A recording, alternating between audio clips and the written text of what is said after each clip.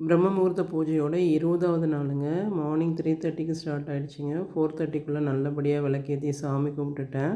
நீங்கள் யாரெல்லாம் பிரம்ம முகூர்த்த பூஜை பண்ணீங்க அப்படின்றத கமெண்டில் சொல்லுங்கள். பிரம்ம முகூர்த்த பூஜைக்கு டெய்லி பிரசாதம் வைக்கணுமா அப்படின்னு கேட்டிங்க. ஆமாம், கண்டிப்பாக பிரசாதம் வைக்கணுங்க. உங்களால் என்ன முடியுதோ அது வைக்கலாம். எதுவும் வைக்க பிரசாதம் இல்லை அப்படின்னா நாட்டு சர்க்கரை, கற்கண்டு, சுகர் இருக்கு இல்லைங்களா, அதை கூட வச்சு சாமி கும்பிட்லாங்க.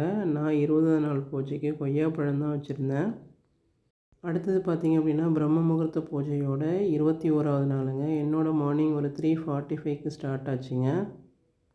கோலமாவு வந்து தீர்ந்துருச்சுங்க. இன்னும் புதுசு வாங்கலை. அதனால் கலர் கோலமாவு தான் இருந்துச்சு. அதனால் கலர் கோலமாவு வச்சு கோலம் போட்டேங்க. நல்லபடியாக 4:30க்குள்ளே விளக்கேற்றி சாமி கும்பிட்டேங்க. நீங்கள் எத்தனாவது நாள் பிரம்ம முகூர்த்த பூஜை பண்ணுறீங்க அப்படின்றத கமெண்டில் சொல்லுங்கள். யாருக்கெல்லாம் பிரம்ம முகூர்த்த பூஜை பண்ணணும் அப்படின்ற ஒரு ஆசை இருக்கோ அவங்களாம் கண்டிப்பாக ஸ்டார்ட் பண்ணி பாருங்கங்க. ஏதாவது ஒரு வேண்டுதல் வச்சு கண்டிப்பாக பண்ணுங்கள். கண்டிப்பாக அது நடக்குங்க. அப்படி நடக்கலை அப்படின்னா டைம் ஆகுது அப்படின்னா அது நடந்து முடிகிற வரைக்கும் நீங்கள் பண்ணிக்கிட்டே இருங்கங்க. கண்டிப்பாக அது நடக்கும். 21வது நாள் பூஜைக்கு பிரசாதமாக பிஸ்தா தாங்க வச்சுருந்தேன். தேங்க்ஸ் ஃபார் வாட்சிங். இன்னொரு வீடியோவில் பார்க்கலாம்.